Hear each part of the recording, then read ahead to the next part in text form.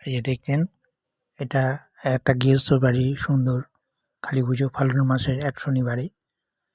এখানে সারা রাত্রি পুজো হয়। সকালবেলা পুষ্পাঞ্জলি দিয়ে পরের দিন বিসর্জন হয় এবং সেই পুজোর দিন রাতে প্রত্যেককে খুব সুস্বাদু প্রসাদ বিতরণ করা হয়।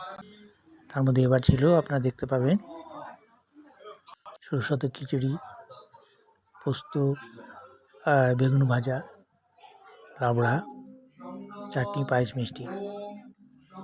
পুজো খুবই সুন্দরভাবে এরা আয়োজন করেন এবং দেখতে খুবই সুন্দর।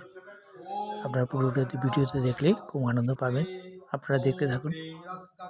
একটা ফাল্গুন মাসের শনিবারে একটা গৃহস্থ বাড়ির বিশাল আয়োজন করে কালী পুজো হয় প্রত্যেক বছর। এটা বাৎসরিক পুজো হয়, বিভিন্ন লোককে আয়োজন করা হয়। এখানে দেখুন 180 জন বসে খেতে পারে এরকম ব্যবস্থা করা হয়ে গেছে। দেখুন সবাই আনন্দ করে মহাপ্রসাদ খাচ্ছে।